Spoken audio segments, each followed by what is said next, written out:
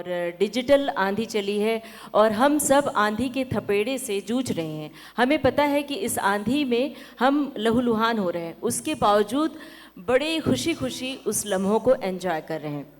किसी भी माध्यम के जरिए भाषा पहुंच रही है तो जाहिर है वो रचनात्मक काम है और उसको डिसमिस नहीं किया जाना चाहिए। साहित्यिक काम है या नहीं, उस पर हम ज़रूर अलग से लंबी चर्चा कर सकते हैं। दुनिया के सारे बड़े थिएटर्स खाली हैं, लोग फिल्में देखने नहीं जा रहे। सब जगह माइक्रो फिक्शन बनने लगा है, सब जगह उपन्यास कम पढ़े जा रहे हैं। कि कई बार ये पीढ़ियों के बीच में जब ट्रांजिशन आ रहा है, एक वहां पर हमें ये संकट दिखता है। वजह ये कि जो पीढ़ी अब वरिष्ठ होती जा रही है वो अचानक लिखना बंद कर देती है। क्योंकि नॉलेज होना एक चीज़ है और उसको बिल्कुल ओरिजिनल ढंग से कह देना कि उसमें कोई पुरानी प्रतिध्वनि पहचान में ना आए, वो एक बिल्कुल अलग चीज़ है। लेकिन जितनी ज़्यादा जानकारी मिलती है उतना ही आपके सामने चैलेंज भी आता है, क्योंकि अब जो आपका पाठक है वो भी आपके जितना ही वेल इन्फॉर्म्ड है। तो हम लोग चौंक पड़े कि AIRJ कैसे हो सकता है। अगर AIRJ बन गया तो वो अपनी बात तो क्या, जानकारी गूगल से उसमें उड़ेल देगा, चैट GPT वहाँ पर आ जाएगा, लेकिन वो इमोशंस कहाँ से आएंगे, वो संवेदनाएं कहाँ से आएंगी जो हम प्रोग्राम्स में लाते हैं। पहले जिस तरह से होता था संवाद शैली में है या आत्मकथात्मक शैली में कहानियां लिखी जा रही हैं, उसकी जगह अब सीन दर सीन लिखा जा रहा है और कहीं ना कहीं उद्देश्य सिनेमा है। किसी भी तरह की रचनात्मक प्रक्रिया को डिसमिस करना सही नहीं होगा, क्योंकि कहीं ना कहीं वो काम कर रहा है और सबको अपने अपने किस्म के पाठक भी मिल रहे हैं। तो ये जो डिवाइड होता जा रहा है, गंभीर बनाम लोकप्रिय, फिर कभी पुरानी पीढ़ी वर्सेस नई पीढ़ी, कहीं ना कहीं ये जिद की वो जो प्रेमचंद का या रेणु का स्टाइल था कि किसान की कहानी तो आती ही रहनी चाहिए, क्या हिंदी में क्रिएटिविटी को इसने भी रोका है, ब्रेक लगाया है? पहले हम कोई किताब पढ़ते थे तो हमारी प्यास बुझ जाती थी। मैं इसको अगर बहुत सीधे शब्दों में कहूँ, अब वो प्यास नहीं बुझती। नमस्कार। एक सेलिब्रिटी के सेशन के बाद का सेशन अक्सर बड़ा कठिन होता है, जहाँ पर कि ऑडियंस को बांधे रखना मुश्किल होता है, लेकिन हम प्रयास करेंगे कि आज आपसे बात जो है हिंदी के बारे में और एक ऐसे विषय के बारे में बात करें जिसकी चर्चा लगातार होती रही है। विषय है हिंदी में रचनात्मकता का संकट। ये विषय जितना साहित्यिक है उतना ही सामाजिक है, ये उतना ही सांस्कृतिक है और देखा जाए तो ये उतना ही व्यक्तिगत भी है। अगर इस विषय की बात करें तो क्या ये विषय आज का विषय है, रचनात्मकता का संकट? तो हम पाएंगे कि पहले भी इसके बारे में चर्चाएं होती रही हैं। पहले भी पूछा गया है कि क्या आप कोई दिनकर हो पाएगा, क्या आप कोई प्रेमचंद हो पाएगा। नामवर जी लिखा करते थे काफ़ी और एक समय के बाद वो वक्ता रह गए और उसको वो जस्टिफाई करते रहे। तो हर पीढ़ी में कहीं ना कहीं ये दृश्य नज़र आता है जहाँ पर कि ये सवाल उठता है। राजेंद्र यादव जी ने एक सीरीज शुरू की थी कि लिखा क्यों नहीं जा रहा और लोगों ने अपने अपने कारण दिए थे। तो ये गैप हमें अक्सर आता हुआ नज़र आता है। तो ये कई सारे सवाल हैं कि ये सवाल रचनात्मकता का क्या पीढ़ी दर पीढ़ी का सवाल है, ये भाषा का संकट है, ये बाजार का संकट है, या विचारों में कहीं ना कहीं जड़ता है। ऐसे कई मुद्दे हैं और इन सब चीज़ों पे हम बात आज करेंगे। तो मेरे साथ जो तीनों स्पीकर्स हैं, तीनों ही राइटर हैं, लेकिन साथ ही साथ ये तीन विभिन्न माध्यमों को भी रिप्रेजेंट करते हैं। तो इसलिए बात करने में हमारे पास बहुत सारे अलग अलग इनपुट आएंगे। तो आप सुने, मैं आप तीनों से ही एक छोटा छोटा सा आंसर, ये जो टॉपिक है हिंदी में रचनात्मकता का संकट, क्या आप इससे एग्री करते हैं? क्या वाकई हिंदी में रचनात्मकता का संकट है? गगन जी, मैं आपसे शुरू करना चाहूँगा। बहुत है। एक ही शब्द में गगन जी ने पूरी बात कही, कभी गागर में सागर भरता है। ममता जी, आप?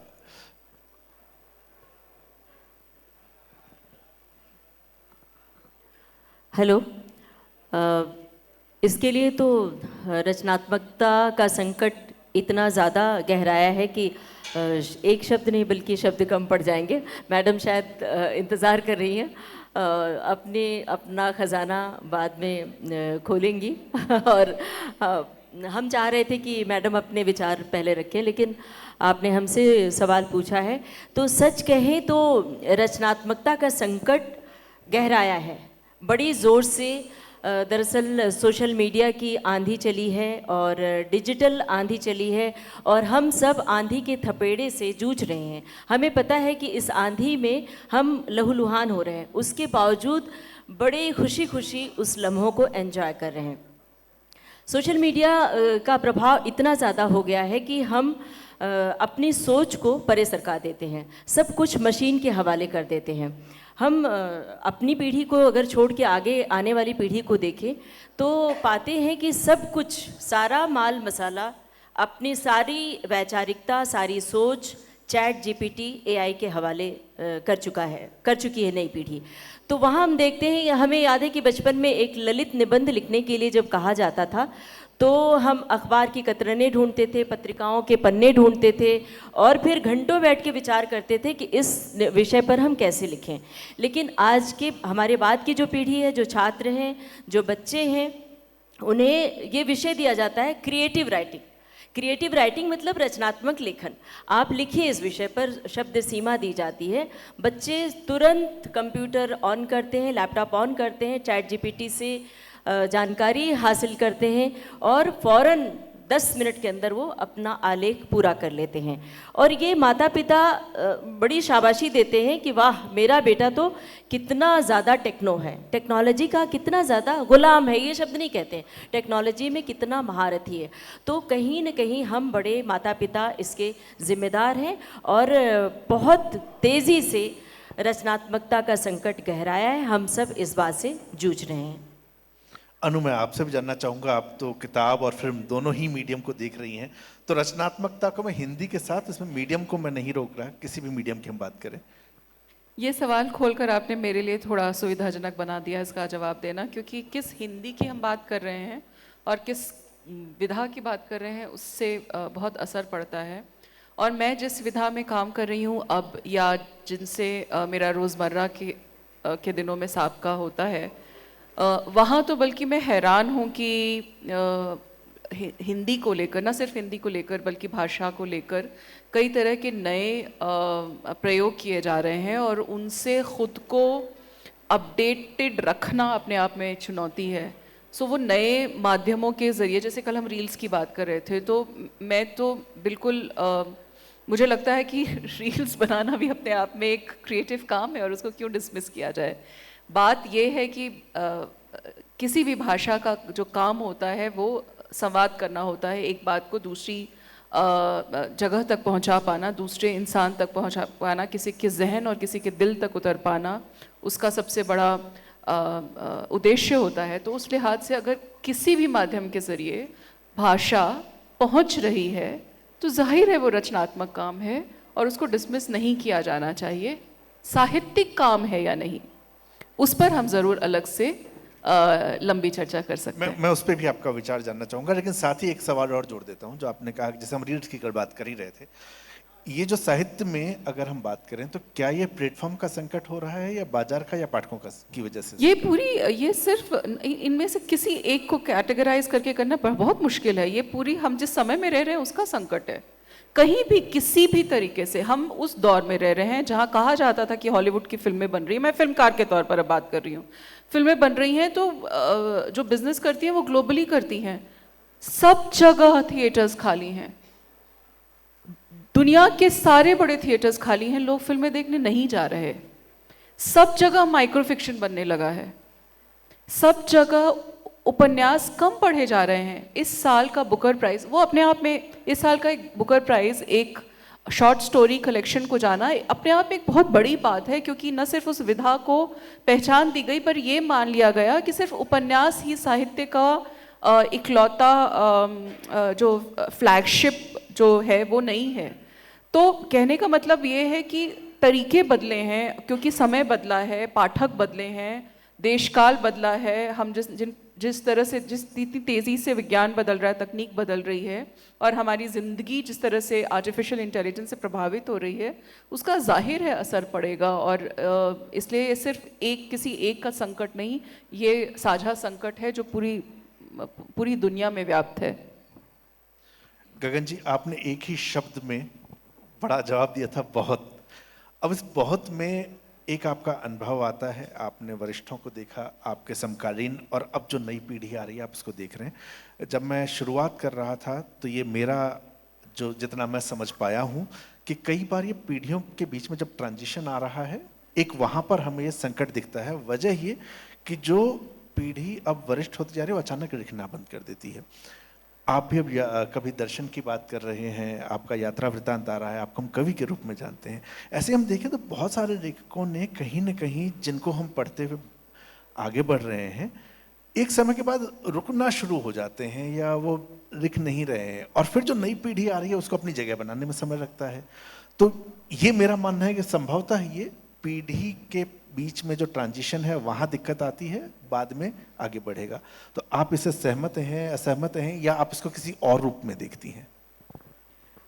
मुझे लगता है कि जितना हमारा हेरिटेज मजबूत होता जाता है, रिच होता जाता है, जितनी ज़्यादा जानकारी हमें सोशल मीडिया पर मिलती है, उतना ही हमारा रचना का संकट गहराता जाता है।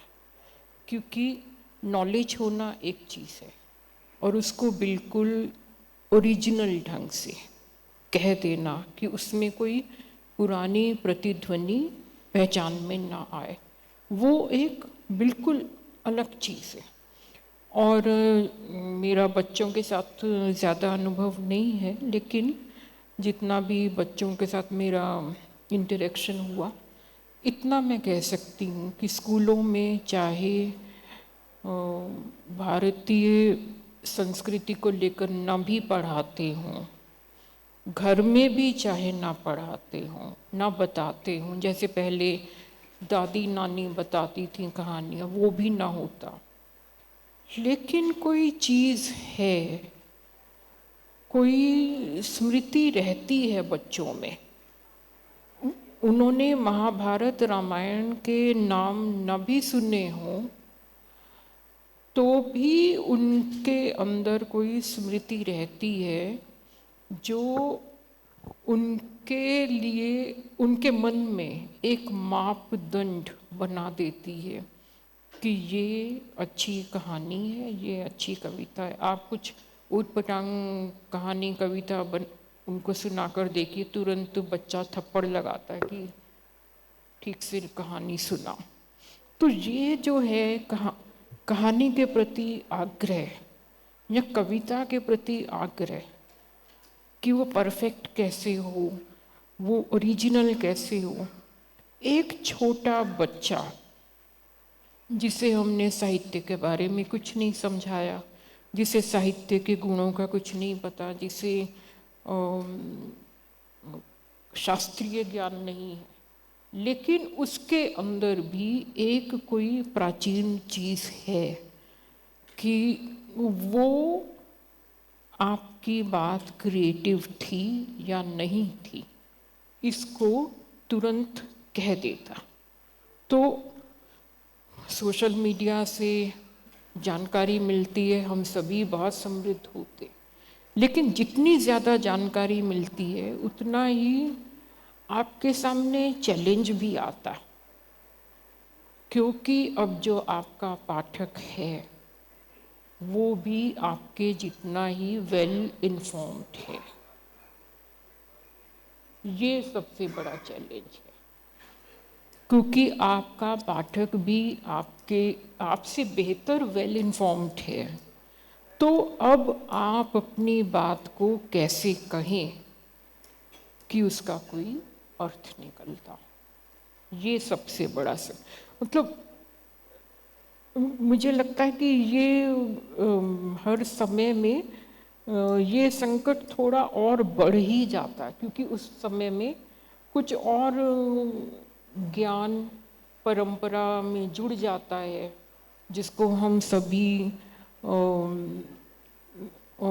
कॉन्शियस या अनकॉन्शियस रूप से अपने में कैरी कर रहे होते, तो वो हम अपने अंदर लेकर चल भी रहे हैं। हम उससे 2 कदम आगे भी जाना चाहते हैं साहित्य के जरिए, और तो ये चैलेंज है। एक जो खाली कुआं है या खाई है जिसको हर लेखक को फांदना पड़ता है, वो खत्म नहीं होती नॉलेज के व्यापार से। ममता जी, ये जो बात है कि आज का पाठक इन्फॉर्म्ड है, और परसों से हम लोग ये बात कर रहे हैं बच्चों की, जब हम लोग बात कर रहे थे, हमारे ये पाठक, बच्चों की तो खैर बात छोड़े, वो तो बहुत ही आगे निकल गए, लेकिन हमारी समकालीन पीढ़ी भी, पहले ही होता था कि राइटर ने कुछ लिखा, कोई उस पर, अब सोशल मीडिया में हम कनेक्टेड हैं, कोई कुछ कहता नहीं था कि हाँ राइटर ने लिखा तो ठीक ही होगा, वो चैलेंज करता है। जैसा गगन जी ने कहा, उनके पास इन्फॉर्मेशन है। आपके पास एक और मीडियम है जहां आप रेडियो के माध्यम से आप बात करती हैं अपने श्रोताओं के साथ, तो आपके पास एक उधर से भी फीडबैक आता है। एक हम इस चीज़ को देख रहे हैं कि वो, तो ये जो कंटेंट हम लोग क्रिएट कर रहे हैं आज की तारीख में, एज अ राइटर हम लोग जब क्रिएट कर रहे हैं, स्क्रॉलिंग के टाइम में 1 मिनट में सारी इन्फॉर्मेशन उसके पास है, वो 1 मिनट इन्फॉर्मेशन उसको चाहिए। उस केस में जब हम रचनात्मकता की बात कर रहे हैं, संकट की बात कर रहे हैं, और गगन जी की ही इसी बात को अगर कंटिन्यू किया जाए आगे, तो जिस तरीके से हम लोग अभी तक कंटेंट को देख रहे थे या स्टोरी राइटिंग को देख रहे थे, क्या अभी नया चश्मा पहनने की जरूरत है एज अ राइटर हम लोगों को?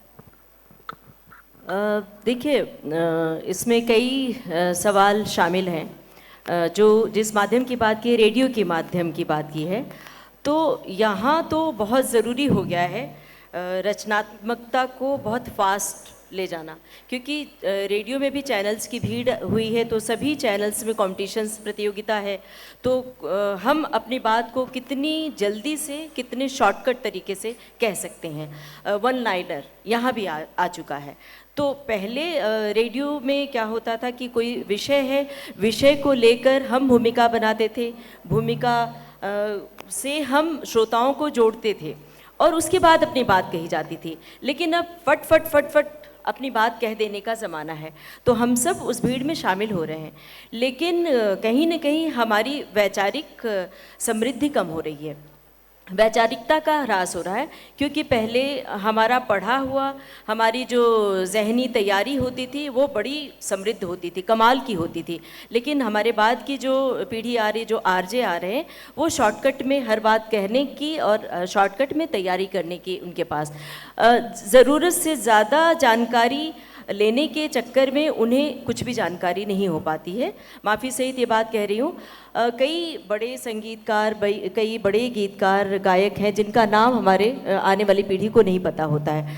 हमारी पीढ़ी क्या करती है कि उन सबको पहले जानती है और उसके बाद उस पर बुनती है, गुनती है, तब अपनी बात कहती है। तो ये जो हमने पहले भी बात कही थी कि जो AI का प्रकोप है वो रेडियो में भी घुसपैठ कर रहा है। हम एक दिन गाड़ी से सफ़र कर रहे थे और देखा कि अचानक आरजे ने बोलना बंद किया। FM का कोई प्राइवेट चैनल था और उसने कहा कि अब हम ये AIRJ के हवाले कर रहे हैं। तो हम लोग चौंक पड़े कि AIRJ कैसे हो सकता है। अगर AIRJ बन गया तो वो अपनी बात तो क्या, जानकारी गूगल से उसमें उड़ेल देगा, चैट GPT वहाँ पर आ जाएगा, लेकिन वो इमोशंस कहाँ से आएंगे, वो संवेदनाएं कहाँ से आएंगी जो हम प्रोग्राम्स में लाते हैं। हम जब बहुत ही संवेदनशील बात करते हैं, हम अपनी आवाज़ का जो उतार चढ़ाव है, आवाज़ की जो लहरें हैं, संवेदनाओं की, भावनाओं की जो लहरें, वो कहाँ से आएंगी। हम बोलते हैं आसमान में सितारों और चांद की जुगलबंदी हो रही थी। ये जो शैली है, ये एक सॉफ्ट प्रोग्राम की, और एक लाउड प्रोग्राम की जो शैली है, ये जो विविधता है, वो विविधता आरजे, ये जो AIRJ वो कहाँ से लाएगा। तो निश्चित रूप से रचनात्मक संकट यहाँ भी गहरा है। और रही बात लेखन की, तो वहाँ भी सेम बात है कि बहुत जल्द लिखने को कहा जाता है कि जल्द से कम शब्दों में अपनी बात कहिए।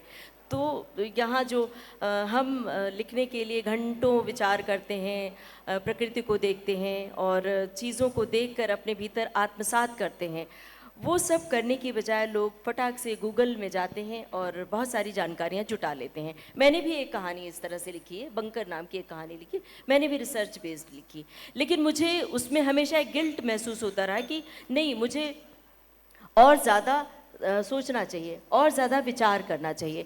तो ये जो विचारों के ख़त्म होने की आंधी है, इससे हम सबको बचना चाहिए। हम सबको पता है कि सोशल मीडिया ने हम पर इतना ज़्यादा प्रकोप डाल दिया, ढा रहा है, लेकिन उसके बावजूद हम संभल नहीं रहे, अपने को संभाल नहीं पा रहे। ये बहुत बड़ी मुश्किल है। इस मुश्किल से हमें नहीं लगता कि हम पार पा सकेंगे, क्योंकि टेक्नोलॉजी इतनी ज़्यादा तेज़ी से आ रही है, नई नई तकनीकें आ रही हैं। तो मेरा यहाँ कहना है कि हम तकनीक का इस्तेमाल करें, लेकिन तकनीक और मशीनों के हवाले खुद को ना झोंक दें, वरना एक दिन लेखन के लिए हमारे पास अपने शब्द, अपनी भाषा, अपने विचार, अपनी कल्पनाशीलता नहीं रहेगी, हम मशीन के हवाले हो जाएंगे।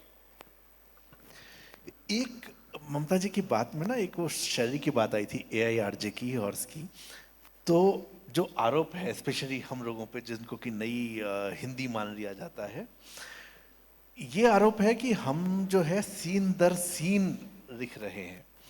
पहले जिस तरह से होता था संवाद शैली में है या आत्मकथात्मक शैली में कहानियां लिखी जा रही हैं, उसकी जगह अब सीन दर सीन लिखा जा रहा है और कहीं ना कहीं उद्देश्य सिनेमा है।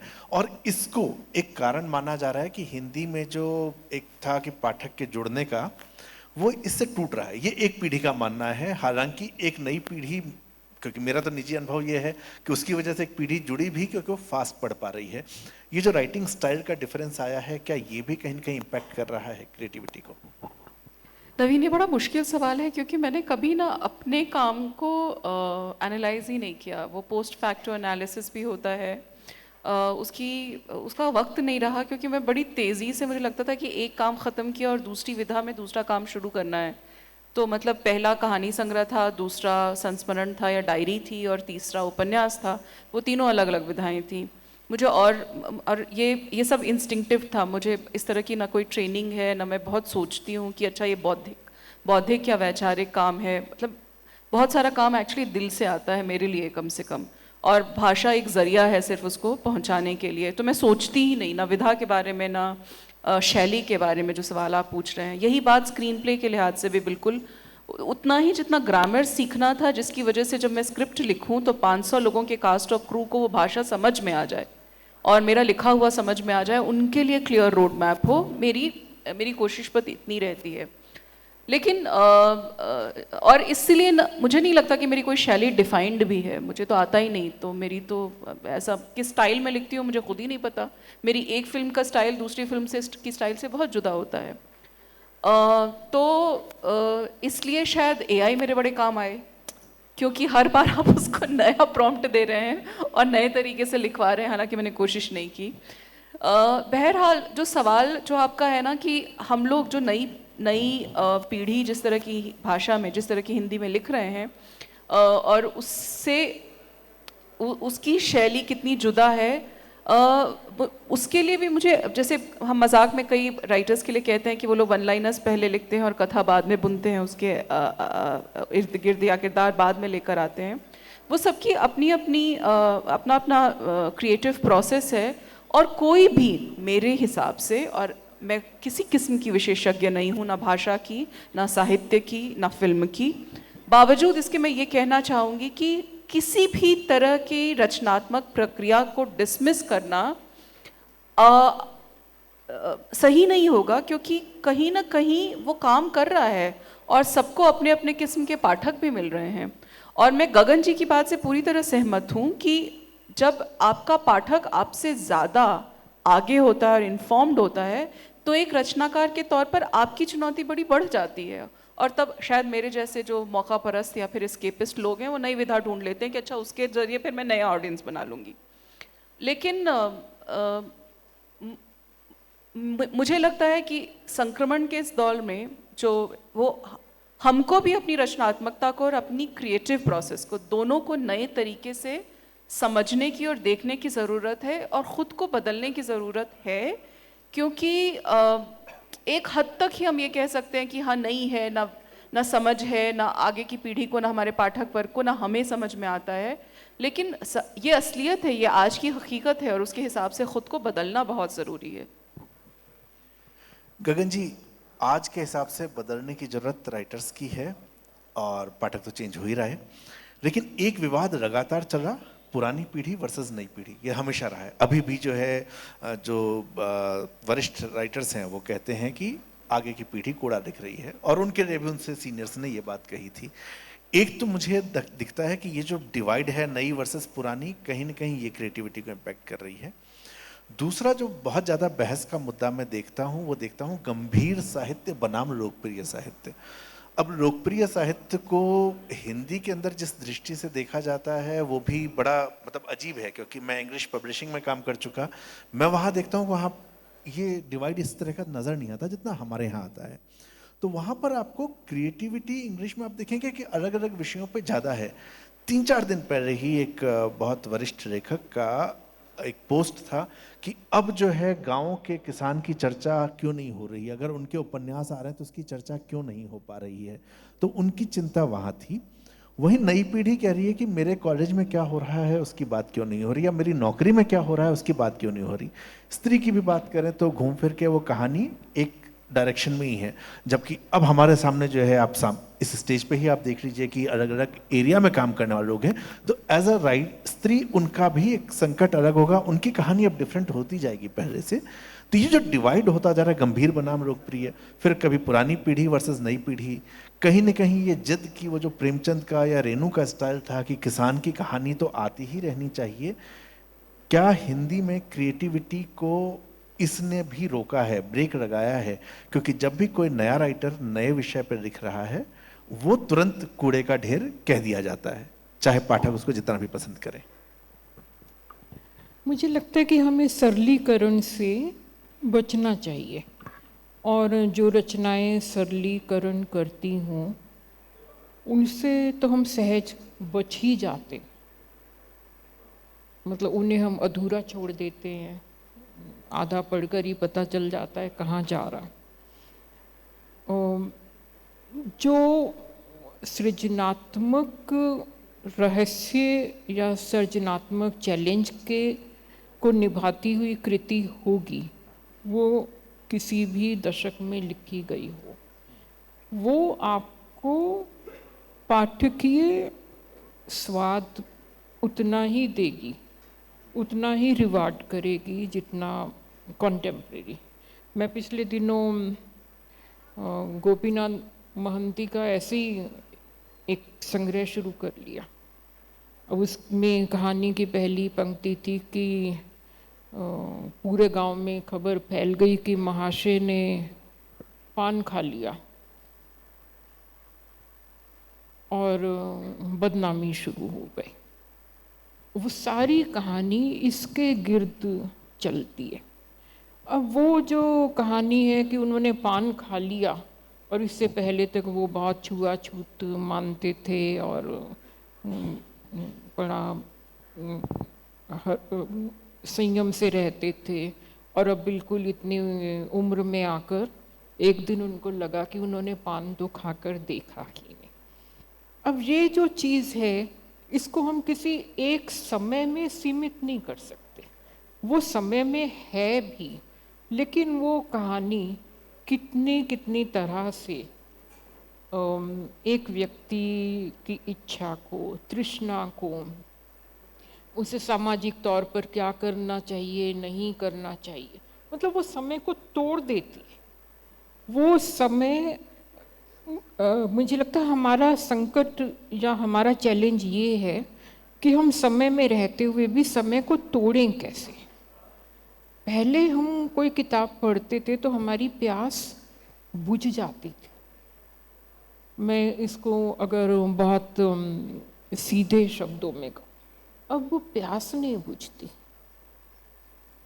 अब प्यास इसलिए नहीं बुझती कि कहानी में, कथा में, कविता में वो प्रश्न को फॉलो करने की बजाय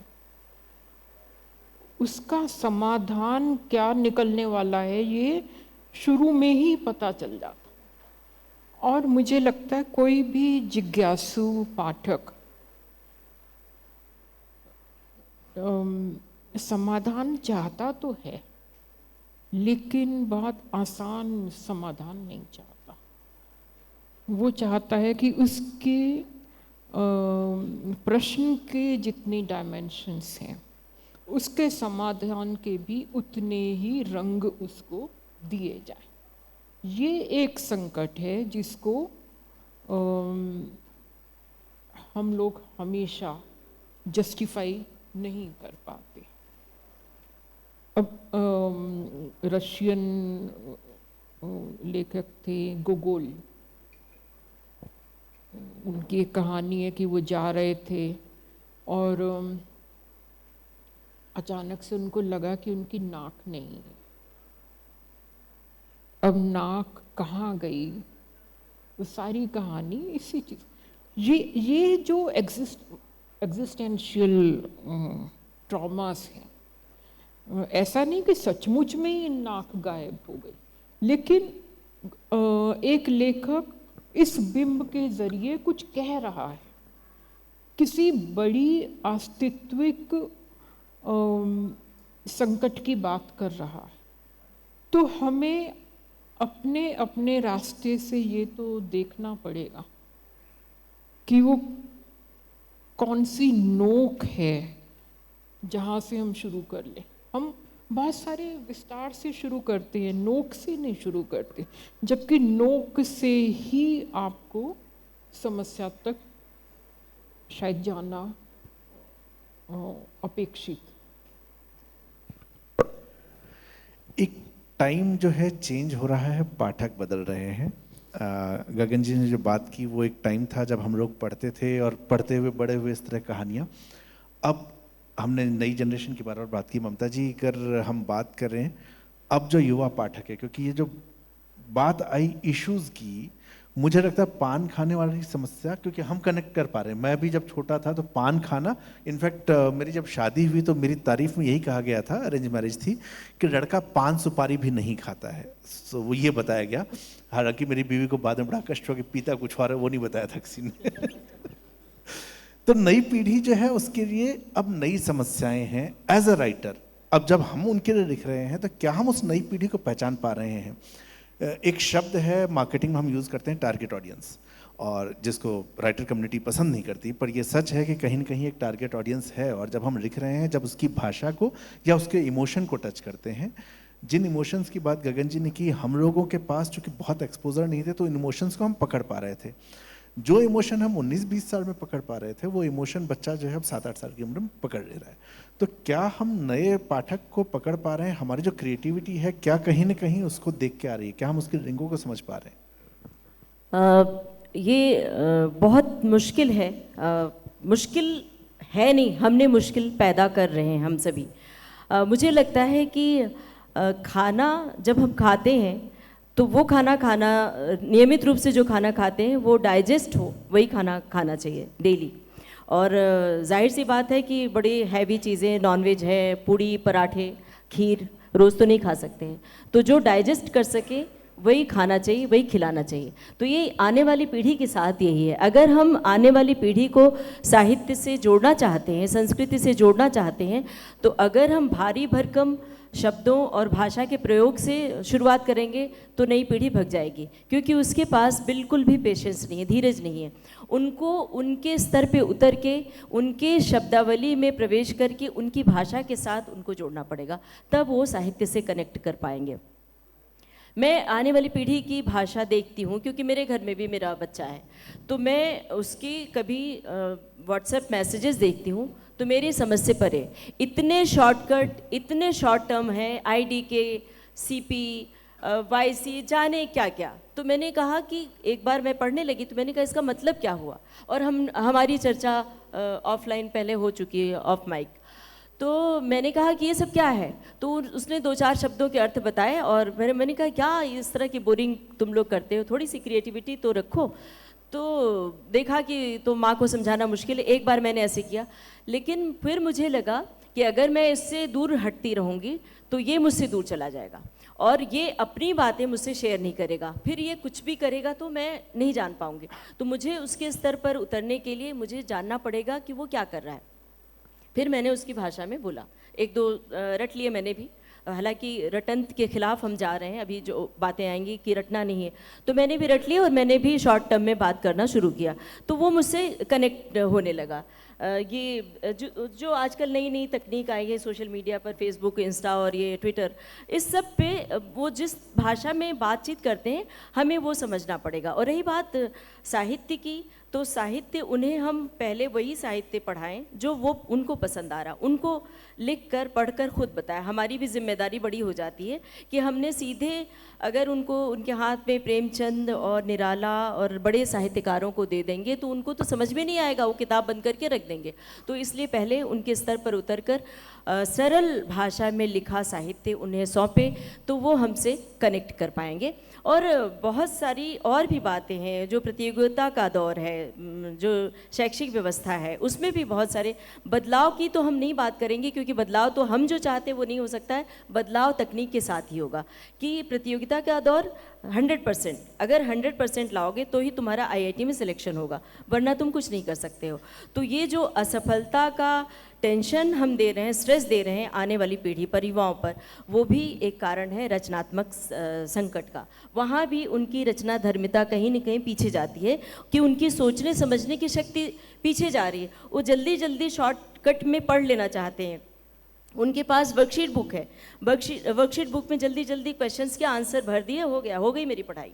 और हम सब ने पढ़ाई की थियरी, बाकायदा प्रश्न लिखते थे ब्लैक बोर्ड से, फिर प्रश्नों के उत्तर लिखते थे, लेकिन अब वो दौर नहीं है। तो हमें नई पीढ़ी की पाठक तैयार करने के लिए, साहित्य से कनेक्ट करने के लिए हमें बहुत ज़रूरी है कि हम उस स्तर पर उतरें, उनकी भाषा में, उनके शब्द में बात करें। पर फिर वो सवाल उठता है कि भाषा की शुचिता नहीं बचेगी, हम उनकी भाषा में आ जाते हैं तो हमारे शब्द खत्म होंगे। एक ये भी ट्रिकी सिचुएशन। पहले हमने कहा कि पहली सीढ़ी ये है कि हम उनके शब्दों को पहले खुद सीखें, हमें भी सीखना पड़ेगा। हम ये मान के बैठते हैं कि अरे हमने तो इतना पढ़ लिया है, अब हमें पढ़ने की ज़रूरत नहीं। मेरा ये कहना है कि हमें आने वाली पीढ़ी की जो लिखा जा रहा है, जो हमारे बाद की पीढ़ी लिख रही है शॉर्टकट में, और हम उनको खारिज कर देते हैं, जो भी हम वरिष्ठ साहित्यकार हों, हम सभी कह रही क्या लिखा है, सिर्फ वर्णन तो है, सिर्फ कथानक ज़रा सा उठाया उसने, ये जा रही वो ऐसे ऐसे लिख दिया।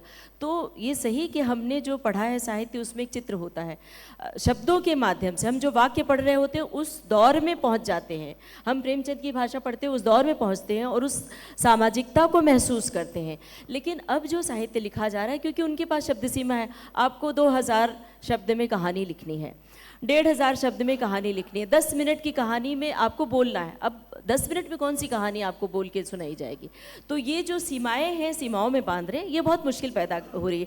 तो हम आने वाली पीढ़ी को कोसते रहें, आने वाली पीढ़ी को खारिज करते रहें, इससे बेहतर है कि हम आने वाली पीढ़ी का स्वागत करें, आने वाली पीढ़ी के भाषा शब्द में खुद डूबें और फिर धीरे से चुपके से बताएं कि हाँ भाई ये भी है साहित्य, ज़रा ये भी पढ़ लो। वो चाहे साहित्य की बात हो, चाहे फिल्मी गानों की बात हो, चाहे उनकी पसंद के गाने हैं। अगर वो हमने अपने घर में माहौल बनाया कि हम लगातार उन्हें हिंदी गाने सुनवा रहे हैं, लेकिन हमारे बच्चे नहीं सुन रहे हैं, तो हमारा भी फ़र्ज़ बनता है कि हम उनके गाने भी सराहें। अरे वाह, ये गाना तो तुमने बड़ा अच्छा सुनाया, उसके बाद बताएं कि हमारे ज़माने में ये गाना होता था, तभी वो जुड़ पाएंगे। वरना एक दिन ऐसा आएगा कि आने वाली पीढ़ी मशीन के हवाले हो जाएगी और हम देखते रह जाएंगे, ठगे से रह जाएंगे कि कहाँ गई रचनात्मकता। आपका इसमें कुछ मतभेद लग रहा है मुझे। वैसे बच्चे चाहते ही नहीं कि आप उनकी बात को समझें, और वो जो उनके कोड वर्ड्स होते हैं व्हाट्सएप में, मतलब मैंने तो पूरा एक वो देखा स्नैपचैट, तो उसमें वो कोड वर्ड्स के आगे लिखा हुआ था कि इसका ये मतलब है। तो मुझे यही ध्यान में आता है कि बच्चों और बड़ों की दुनिया में, मतलब जो हमारी पीढ़ी थी, हम च की बोली में बात करते थे, हर शब्द से पहले च लगा के बात करते थे, तो हमारे पेरेंट्स को नहीं समझ में आता। अब इन्होंने कुछ इस तरह की भाषा सीख ली, तो मुझे लगता है संप्रेषण के साथ साथ ये जो उनकी एक प्राइवेसी की लाइन है, इसको भी रिस्पेक्ट करना चाहिए। हम मतलब जो संवाद कर रहे हैं, संवाद का मतलब ये नहीं है कि क्योंकि हम जो ट्रेडिशनल सोसाइटीज़ के लोग हैं, हम अपने बच्चों को दोस्त तो नहीं बनाना चाहते, दोस्त जैसा कुछ रखना चाहते हैं, लेकिन दीवार तोड़नी पड़ेगी, बीच की दीवार तोड़नी पड़ेगी। वैसे भी ये लोग जिस भाषा में लिख रहे हैं, इनके प्रेम पत्र हम पढ़ ही नहीं पाएंगे कि उन्होंने क्या प्रेम पत्र लिखा है। हमारी चिंताएं ज़्यादा गंभीर थी, हमारे पेरेंट्स पकड़ लेते थे। मैंने पढ़ा कहीं कि वो शॉर्टकट में लिखा हुआ कि father is at my back, और वो लिख रहा है और फादर पीछे खड़ा है, और फादर को समझ में नहीं आ रहा कि क्या मैसेज लिख। अनु, एक और पॉइंट हिंदी में बहुत ज़्यादा है, वो बाजार वर्सेस राइटिंग का। अगर एक राइटर के तौर पे मैं देखूं, न लिखने की प्रेरणा कहीं न कहीं, क्योंकि तारीफों से पेट नहीं भरता। अगर मैंने किताबों से जो कमाया है वो असल में ऑडियो राइट से कमाया या वेब सीरीज राइट्स गए उससे कमाया, रॉयल्टी से मैंने उतना नहीं कमाया। तो ये जो एक कंसर्न है राइटर्स का, जो साहित्य की जो सारी अभी तक हमने बात की है, कि ये मीडियम काम नहीं कर रहा। नवलेखन का, ज्ञानोदय का नवलेखन था जिसमें आप 5 राइटर्स थे, कुणाल को छोड़ के अभी आप जो बाकी 4 हैं, आप चारों फिल्म इंडस्ट्री में चले गए।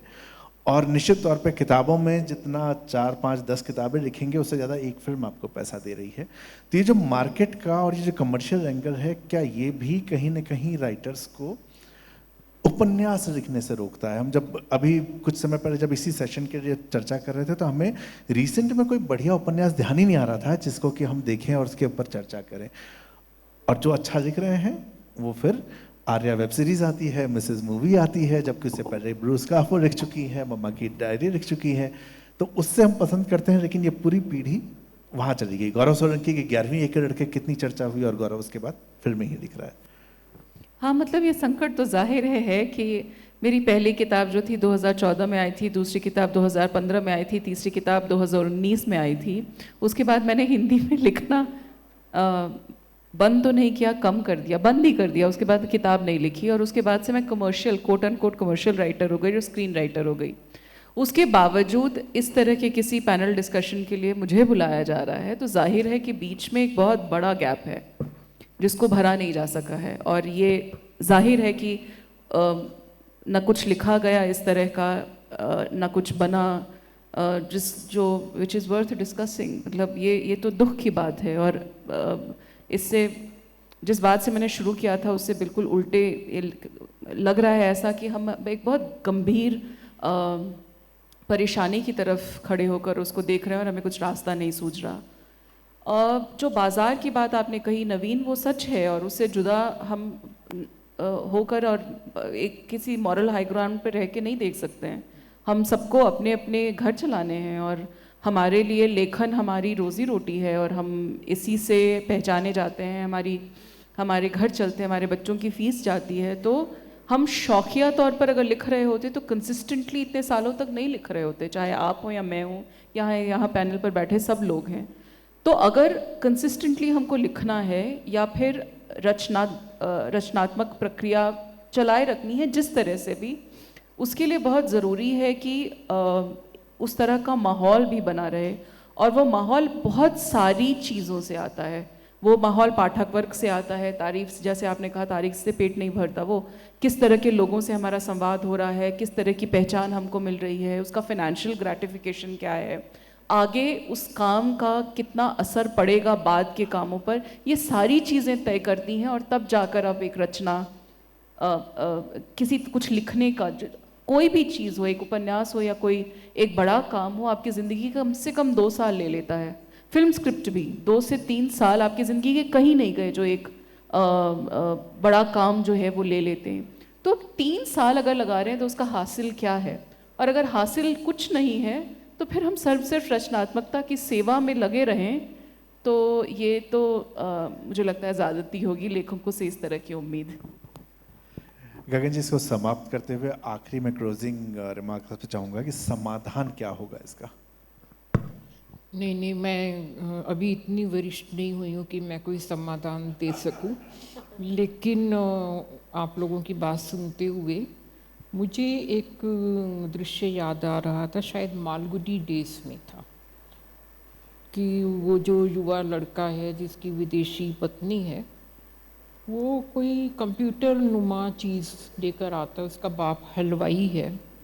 तो वो कहता है कि ये जो हलवाई का काम है ये कोई ख़ास काम नहीं है, ये वक्त बदल गया है, तो मैं ये विदेश से एक मशीन लाया हूँ, तो अगर हम ये लगा दें तो हमारा कारोबार बहुत बढ़ेगा। तो बाप पूछता है कि ये क्या है, तो कहता है कि ये कहानी लिखने की मशीन है। तो फिर वो उसमें बताता है कि ये जो लाल रंग का बटन है, इससे अगर आप सुखांत कहानी लिखना चाहें, मतलब इसका मतलब वो जो उसके मन में है कि सारे गांव के लोगों में कोई कहानी लिखने की इच्छा है और वो अपनी इच्छा को इस मशीन के ज़रिए पूरा करेंगे, जहाँ पर वो एक बटन दबाएंगे तो उसमें कुछ सुखांत शुरू होगा। कोई दूसरा व्यक्ति ट्रेजेडी लिखना चाहता है तो वो हरा बटन दबाएगा, और वो बाप को अपना सारा मशीन का बताता है कि देखो ये करेक्टर चुन सकता है कि वो बूढ़ा हो या जवान हो, गरीब हो या अमीर हो, तो बहुत सारे बटन हैं उसमें। और बाप उसका देखता रहता है और कहता है कि लेकिन ये सब बातें तो हमारे महाभारत में पहले से ही लिखी हैं, तो समाधान तो महाभारत में।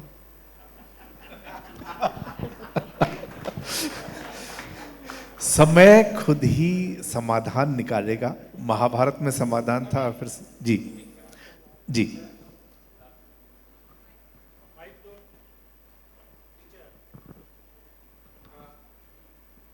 अनु जी, ये सवाल आपसे है। मैं अलग से बात नहीं कर पाया आपसे, लेकिन ये मन में था कि आपसे मैं पूछूं। आप OTT के लिए काफ़ी काम कर रही हैं। अभी आप आर्या लिखी थी और उसको खूब देखा, सराहा गया, दोनों सीज़न। मेरा सवाल तीनों सीज़न सॉरी, हाँ, तो तीनों सीज़न। मेरा सवाल आपसे ये है कि अभी हम पंचायत की बात करें या आर्या की बात करें, पंचायत में जो सारे कैरेक्टर्स थे पहले सीज़न में और सुष्मिता सेन का जो कैरेक्टर था आपके पहले सीज़न में, हम लोग पसंद करते हैं उनके इनोसेंस को, कि उनको हारते देखते हुए भी लगता है कि अपने जैसे ही कोई हैं। पंचायत के सारे कैरेक्टर्स हार रहे थे, कोई आके उनको पीट दे रहा था, सचिव जी अलग तरह से परेशान है, और सब कोई, आपके यहाँ भी सुष्मिता सेन एक शौक से गुजर रही थी और तमाम चीज़ें हैं। फिर अचानक से सेकंड और थर्ड सीज़न में लगता है कि मेरे कैरेक्टर को छीन लिया मुझसे। ये आप इसको इवोल्यूशन कह सकती हैं कि इवॉल्व कर रहा है कैरेक्टर, लेकिन इवॉल्व करते समय भी सबसे बड़ी लड़ाई मैं देख रहा हूँ जब राइटर लिख रहा है इन कैरेक्टर्स का, तो उनके इनोसेंस से लड़ जाता है। कहाँ से पंचायत शुरू हुआ था और आज कहाँ पे आके ख़त्म हो रहा है कि मतलब विधायक नाच रहा है और विधायक के साथ गोली बंदूक निकल गया।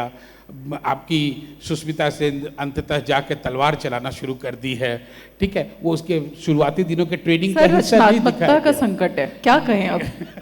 तो ये क्यों आप हमसे हमारा कैरेक्टर क्यों छीन लेती हैं, जिससे हम पहले सीजन में इतना मोहब्बत करते हैं, उसको अंत तक जाते जाते देखते रहते हैं, ये मेरी नहीं रह गई। अब बाजार वाले सवाल का जवाब नवीन, जो आप पीछे बाजार का एक सवाल शायद और बाजार का सवाल जो पूछ रहे थे ना, उसका जवाब इसी में जोड़ना चाह रहे हैं। अच्छा, जो बाजार का सवाल आपने पूछा था उसका जवाब ये है, बाजार तय करता है। हालांकि इस पैनल डिस्कशन के संदर्भ में मैं ये ज़रूर कहूँगी, कॉन्टेक्स्ट बहुत इंपॉर्टेंट है। हिंदी भी जिस तरह की इस्तेमाल होती है, जो भाषा, जिस तरह के डायलॉग्स बोले जाते हैं, जिस तरह की ज़ुबान इस्तेमाल की गई है, ये आर्या में वो बहुत जुदा है पंचायत से। जिस तरह के किरदार हैं आर्या में वो बहुत जुदा हैं पंचायत से, तो वो कॉन्टेक्स्ट बहुत काम आता है। और दूसरी चीज़, ये सच है कि हम तय नहीं करते। एक सीज़न के बाद जब सक्सेसफुल हो जाता है कोई भी शो, बहुत हाई स्टेक चीज़ें होती हैं। मतलब मिनिमम जो शो होता है वो 10 करोड़ ऑनवर्ड्स बनता है, तो जिसमें प्लेटफॉर्म का पैसा होता है, प्रोड्यूसर्स का पैसा होता है, तो बहुत सारी चीज़ें वो तय करते हैं। एक लेखक के तौर पर हमारा काम सिर्फ इतना हो सकता है कि हम कैसे नेगोशिएट करें जिससे हमारी आवाज़ बची रह जाए और जो हम कहना चाहते हैं वो थोड़ा बहुत बचा रह जाए। उसके बाद हमारा वश चलता नहीं है। और ये सिर्फ मेरी नहीं, किसी भी स्क्रीन राइटर से आप बात कीजिएगा उसकी तकलीफ होगी। तो यतीम, एक आखिरी सवाल, आप चारों में से जो देना चाहे जवाब, मॉडरेटर भी दे सकता है। ये बड़ा हल्ला है आजकल, पब्लिशर्स ने कर रखा है, मार्केट फोर्सेस ने कर रखा है, नई वाली हिंदी। तो क्या गगन गिल पुरानी वाली हिंदी है और हम भी पुरानी वाली हिंदी और कृष्णा सोपती बिल्कुल प्राचीनतम हिंदी है, तो ये नई हिंदी और ये पुरानी हिंदी और इसका सबका क्या झगड़ा है? ये क्यों करते हैं आप लोग? हिंदी हिंदी है, वो चाहे नया लिखे और चाहे पुराना आदमी लिखे, तो ये क्यों शुरू किया गया? देखिए, मेरा तो जवाब बड़ा सिंपल सा है कि मेरे लिए ना नई हिंदी है ना पुरानी है, मैं जो लिखता हूँ वो मेरी वाली हिंदी है। बाकी आप में से कोई जवाब इसका देना? मैं नई हिंदी पुरानी हिंदी नहीं जानती, मैं हमेशा नई रचनाकार ज़रूर बनी रहना चाहती हूँ।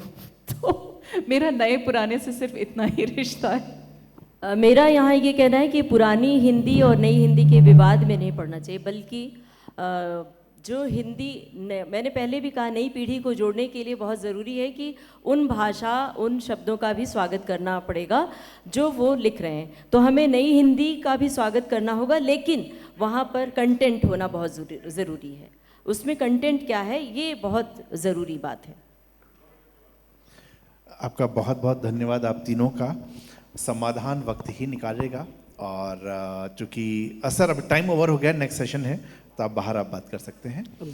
ट्रांजिशन का फेज़ आता रहा है, ये भी ट्रांजिशन का फेज़ है, लेकिन रचनात्मकता ख़त्म नहीं होती, हमेशा एक नए रूप में आती है। तो हम इसी उम्मीद के साथ इस सेशन को समाप्त करते हैं कि रचनात्मकता का नया रूप अगले साल देहरादून में होगा।